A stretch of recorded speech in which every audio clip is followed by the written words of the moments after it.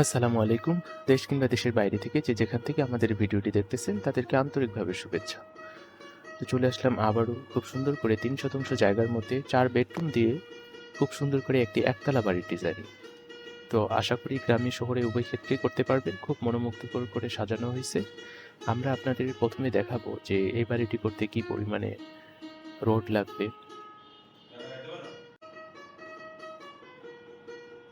কি পরিমাণে সিমেন্ট লাগবে, কি পরিমাণে ইট লাগবে,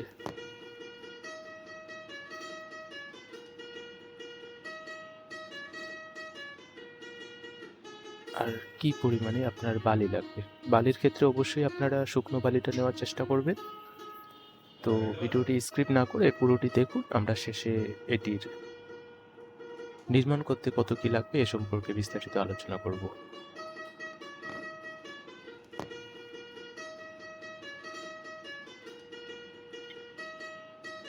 তো যদি ভালো লাগে আমাদের দেওয়া হোয়াটসঅ্যাপ নাম্বার আমাদের সাথে যোগাযোগ করবেন। আমরা বাংলাদেশের সকল জায়গায় ডিজাইন ড্রয়িং প্রোভাইড করে থাকি।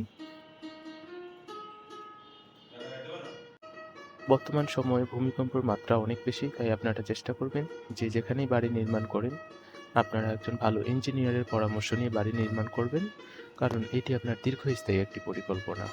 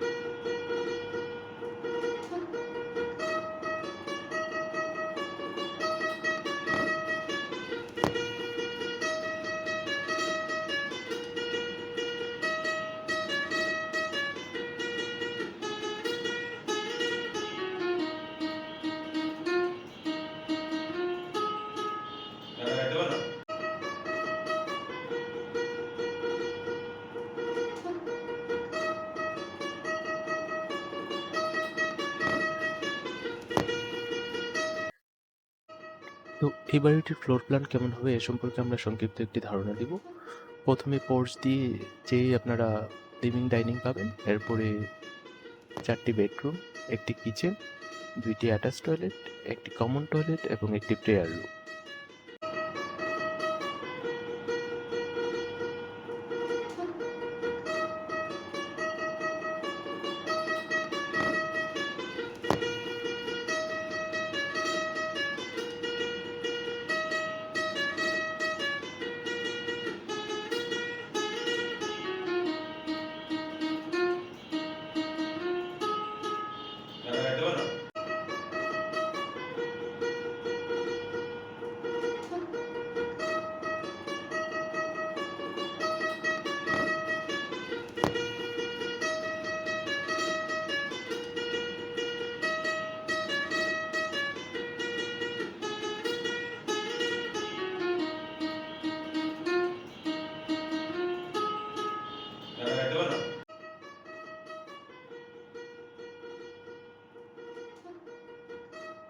এর মাধ্যমে আপনার ক্যালকুলেশন করে আমরা নিচের বিম স্থাপনার ভিত্তির মজবুতি হওয়ার কারণে সেই স্ট্রাকচারাল ড্রয়িং আমরা প্রোভাইড করে থাকি বই আকারে।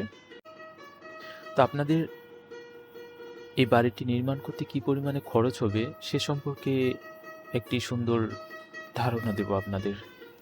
আর ভিতরের ইন্টেরিয়রটা ইনশাল্লাহ আমরা নেক্সট টাইমে আপনাদের দেখাবো। তো এই বাড়িটি যদি আপনি নির্মাণ করতে চান তাহলে আপনার কি পরিমাণে সিমেন্ট লাগবে, কি পরিমাণে বালি লাগবে, সিলেট বালি কি পরিমাণে লাগবে, ব্রিকেট কি পরিমাণে লাগবে,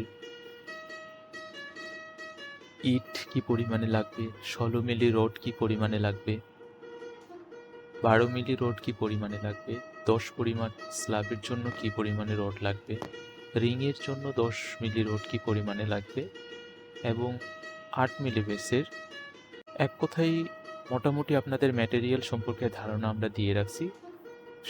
১৭ থেকে ২০ লক্ষ টাকা ধরে রাখবেন জায়গা ভেদে। এটি মালামাল শুধু।